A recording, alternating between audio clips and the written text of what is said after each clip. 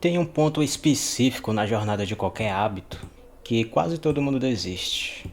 Não por falta de vontade, mas porque o progresso some. Você treina, você aparece, você faz a sua parte e nada parece mudar. E é exatamente aí que acontece algo que a maioria nunca vai ver, porque já foi embora. Esse vídeo é sobre o que acontece com quem fica. Além disso, também como a consistência real acontece na nossa vida. Quando a gente vê alguém consistente, alguém que parece fazer tudo com facilidade, a primeira reação é achar que essa pessoa tem algo que você não tem.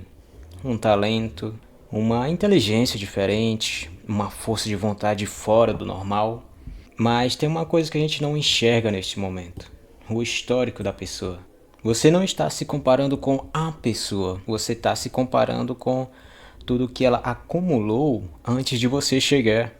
Os erros, os dias ruins, as vezes que ela começou de novo, anos de banco de horas comprimido numa mesma imagem. E aí fica fácil concluir que ela é especial, porque você literalmente não tem acesso ao primeiro dia dela. A consistência em si é resultado de várias coisas que veio antes. E entenda que o que parece ser talento, na maioria das vezes, é só alguém que começou antes de você. Então a gente vê essa pessoa consistente e tende a achar que ela acorda todos os dias, é animada, motivada, cheio de energia para fazer o que tem que fazer. Mas olhe ao seu redor. Toda manhã tem crianças indo para a escola, tem gente na ciclovia, tem trabalhador indo para o mesmo lugar, no mesmo horário. Isso também é consistência pura. E ninguém está perguntando se eles estão com vontade ou não. O que faz essas pessoas aparecerem todos os dias não é só motivação, é estrutura. Tem uma consequência real se ela não for. Tem alguém esperando, um sistema que funciona independente do humor. E aí vem o problema.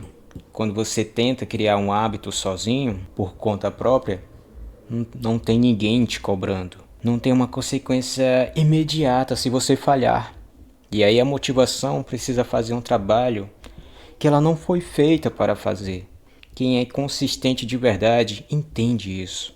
Não confia no próprio humor, não decide todos os dias se vai fazer ou não. Alguns exemplos na prática do que poderia ser feito. Torne o início ridiculamente pequeno. Não é um treino completo, é só calçar o tênis. Não é escrever ou estudar durante 3 horas, é só abrir o primeiro capítulo. O cérebro resiste ao esforço, não à ação. Quem começa geralmente continua. Reduzir decisões. Defina um horário fixo, deixa o material visível ou prepara na noite anterior. Cada decisão que você elimina é energia que sobra para executar. Torne o progresso visível. Risque um calendário toda vez que você concluir. Anota mesmo que seja uma linha. A mente responde bem quando vê um progresso visível. Ela precisa ver para acreditar que aquilo vale a pena de continuar. Consistência não é força de vontade. É design, é sistema, é estrutura. E aí tem um momento da consistência que é difícil de explicar, porque não é algo que acontece de forma clara. Você não acorda um dia diferente. Mas em algum ponto específico, aquela atividade, aquele comportamento começa a fazer parte de quem você é. E isso acontece quando ela passa a virar identidade. E ela é um dos combustíveis mais duradouros que existe para a consistência. E aqui tem uma nuance que a maioria não percebe. A gente tende a encarar o esforço como passagem. Eu estudo até passar naquela prova. Eu treino até emagrecer. Eu me esforço até chegar lá. O problema é quando o comportamento inteiro depende de um dia acabar. Porque quem pensa assim pode suportar, pode aguentar, fica com o olho no relógio esperando terminar. Mas quem tem consistência real, em algum momento começa a sentir que aquilo faz parte da vida dele. Não como uma obrigação, mas como uma expressão de quem a pessoa é. E você não precisa esperar essa identidade aparecer sozinha. Você pode cultivar ela antes. Como? Fazendo uma pergunta simples. O que uma pessoa como essa faz? Por exemplo, se você quisesse se tornar um corredor, você acha que um corredor come iFood todo dia? Provavelmente não, né? Então, como é que ele treina? Como é que ele pensa? Não é julgamento, é coerência. Você começa a observar como essa pessoa se comporta, o que ela prioriza ou não, como é que ela trata o próprio corpo. E aí você vai incorporando isso aos poucos. E eu acabei fazendo isso como um criador de conteúdo. De vez em quando eu vou reforçando essa ideia de que eu sou isso. Então, como alguém que está nesse meio pensa, quais decisões ele toma, tudo isso para mandar um sinal para o meu cérebro de quem eu estou me tornando. Cada vez que você aparece, mesmo sem vontade, você deixa uma evidência interna. A mente vai acumulando isso e começa a tratar aquele comportamento como parte do seu padrão normal. A identidade não vem antes da ação, mas você pode agir como se já fosse. E com o tempo, para de ser performance e vira real. Você age primeiro e o resto vem atrás.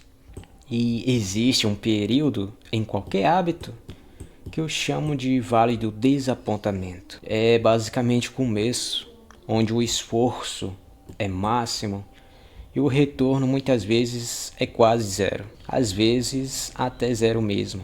E o problema é que isso gera procrastinação muitas vezes. É que a nossa mente ela não é muito boa em perceber progresso gradual. Ela nota mudanças bruscas. Então, você pode estar evoluindo todos os dias e não sentir absolutamente nada. Porque a evolução está acontecendo numa escala que ela não consegue registrar. E aí vem um erro muito comum, que eu já cometi muito esse erro, mas é de começar várias coisas ao mesmo tempo. Você tenta meditar, treinar, acordar cedo, tudo junto. O esforço total é enorme e o retorno de cada coisa individualmente é quase zero. Não tem nenhuma recompensa para ancorar. É o ambiente perfeito para desistir, não por fraqueza, mas porque neurologicamente não tem nada te sustentando. Então, uma solução simples para isso é começar aos poucos. Focar um por vez, depois, quando estiver mais automático, aí sim a gente pode passar para outras coisas. Quem atravessa esse vale não é mais motivado do que você, ou coisa do tipo. O que acontece é que com o tempo, o comportamento para de precisar de decisão consciente. Ele ganha um trilho e o custo cai. Não porque ficou mais fácil, mas porque a mente parou de tratar aquilo como uma ameaça. E lembra do que a gente falou antes sobre deixar o progresso visível?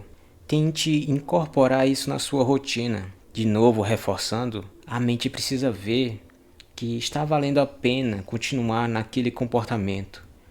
Alguns são mais fáceis, outros nem tanto. Por exemplo, quando eu comecei a correr, eu acompanhava pessoas na internet que também corriam, via quais eram os benefícios da corrida para a nossa vida. Eu anotava todo dia que ia, os dias que falhava, tudo isso para me ajudar a ver o progresso, me ajudar a ver que eu estava chegando em algum lugar. E aí você começa a se encontrar dentro do hábito muitas vezes, sem perceber. Já está fazendo antes de decidir fazer. E quem olha de fora chama isso de talento, de disciplina, quanto na verdade é só alguém que aguentou o tempo suficiente para o cérebro parar de reclamar. E é isso que faz parecer ter uma consistência quase que ilegal. Não é o que eles têm. É quanto tempo eles ficaram no vale sem ir embora.